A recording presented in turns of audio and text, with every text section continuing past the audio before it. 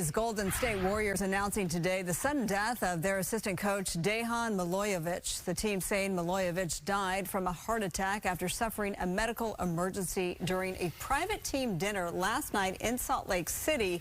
He was just 46 years old. With more, we are joined for our medical roundup by board-certified ER Dr. Michael Daignault. Good to see you, as always.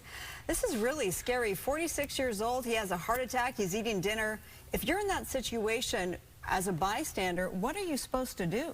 You know, this reminded me of what happened with Damar Hamlin and then Bronny James, you know, having cardiac arrest, and then they were both at sports facilities, so immediately somebody connected them to an AED, a defibrillator, and that was key. So, like you said, a lot of people, when they see this happen, especially in a crowded restaurant, like, what do you do? So I recommend, you know, the person that's been trained in CPR, they're the person that should take charge. So they should say, Marla, you go call 911.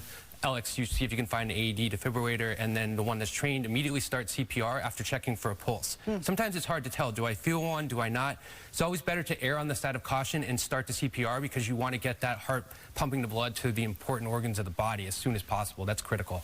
Okay, so you certainly become a team then, right? But the key is the early CPR, because a lot of times the paramedics get on scene and we find out that CPR wasn't done for 10-15 minutes, and that never bodes well. So it's always the patients that come into the ER where they tell us CPR was started immediately by family bystanders, in my experience, have a much better prognosis when they come to the ER, just what I've seen over many years. Okay, don't stand around, absolutely not. Okay, the other medical story that we're following tonight is a measles outbreak that's linked to travel to some DC airports. I know that there's some cases that have wound up in Washington State to our north. What do we need to know? Yeah, so measles is one of those viruses that's very contagious, much more contagious than COVID, for example. I mean, if you have, 9 people in a room that are unvaccinated, or sorry, 10 people in a room, 90% of them are going to get infected for an exposure. So, walking through the airport, the chances of getting infected are pretty low. But, if you're in a terminal for a long period of time and somebody has active measles there, that's not good. And so, again, we have this active measles outbreak in Philadelphia that we're always tracking. 9 people have come down with measles, and that's been tracked to a daycare facility. So, globally, in the last year, deaths from measles have gone up 40%.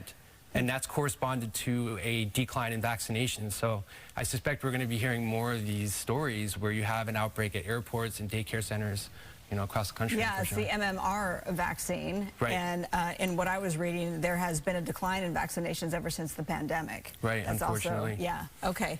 And then lastly, a study that is near and dear to you. This is about hearing loss and longevity. Right. This is amazing. I'm so glad we're talking about this. Yeah. There's still so much stigma associated with hearing loss and getting hearing aids. Somebody who's worn hearing aids for 40 years now. When I got them when I was 3 years old, I was so excited. My parents always tell the story that I was walking around saying, look what I got, look what I got. I was so excited to be able to hear. And so, this just brings up the point that, having hearing aids, like this study showed, really improves your quality of life and ultimately reduces mortality, which was shocking to see in the study, that people that don't get their hearing loss assessed and don't wear hearing aids are, more prone to loneliness and then early death. And so, I tell patients all the time, a lot of people have Costco memberships. I don't work for Costco, but I'm telling you, going to the Costco Hearing Center for an audiology test is great. They do an excellent job.